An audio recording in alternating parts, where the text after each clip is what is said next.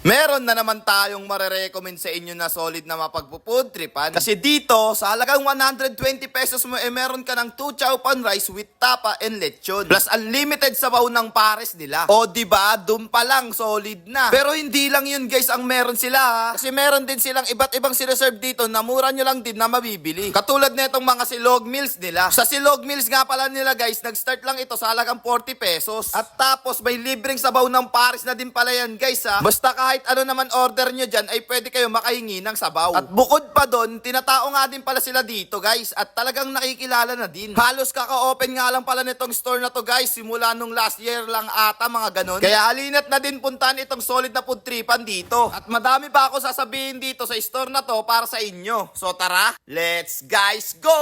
So ayun na nga guys, nandito nga pala tayo ngayon sa Barangay Elices dito kay Richie OKC Silog. Na matatagpuan nyo lang din sa Barangay Elices tapat ng Kio Peben. Along the highway lang naman sila, kaya sobrang bilis nyo lang din sila matatagpuan. Open sila mula 4 PM to 4 AM. Kaya sa mga taong mulat na mulat pa kapag madaling araw at nagugutom kayo, ito ay goods para sa inyo. At ayun na nga guys, umorder nga pala ako dito ng isang chow pan 2 rice with egg. May dalawang klaseng ulam na nga din pala dyan guys na pwedeng pagsamahin. Katulad ng sa order ko. Kinuha ko dito is yung tapa and lechon. Yung tapa and lechon nila dito guys is goods. Saktong-sakto pagkakaluto. Okay siya and panalo para sa akin. Yung sa tropa ko naman, ang order niya dito is yung Hungarian and lechon. Medyo gaya-gaya siya sa part na lechon din ang in-order. Pwede naman orderin na iba. Hi, Spain sweet! Pwede naman iba orderin para maganda tingnan sa video.